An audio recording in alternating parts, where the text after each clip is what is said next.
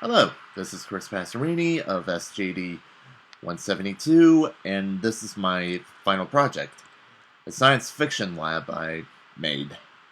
The idea for this lab is that it is abandoned either on a space station or in a cave or underground base, basically something along those lines that you would find in a video game.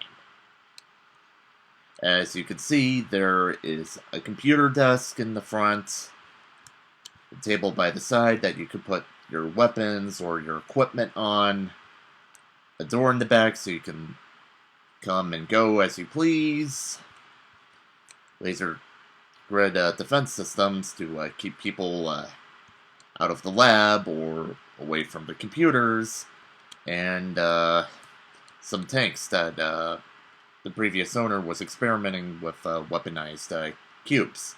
And in front of those tanks are holographic systems that indicate if they're either successful or failed. One material that a couple materials actually that I'm proud of making for this assignment is, for one, the glass, because it looks like what it's supposed to. See-through, and you can see what's going on inside. Plus, you can't get through it. Another material I'm very proud of is the wall material.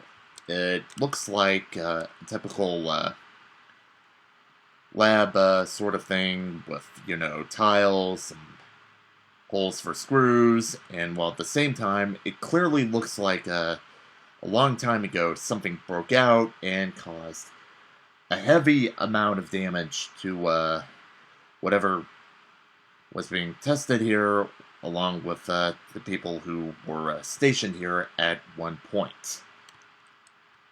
So the models I'm proud of making are the containment system for the cubes, the desk, the computer interface, and the desk, as well as the door itself. As for the lighting, I wanted to make it dimmed because I wanted to give a sort of horror atmosphere about the lab. This is supposed to be abandoned after all, and if you make it bright, it would look like it would be still in use. But if you make it look dimmed a little bit in the entrance here, it looked like something very ominous is taking place here. I also gave a little bit of lighting for the cubes to, give a sort of classical radiation glowing effect here. With green being good, and of course, red being bad. There was also another lighting effect used for the computer, which is rather obvious. Computer screens do glow when they are being used, after all. That concludes everything I made for this project.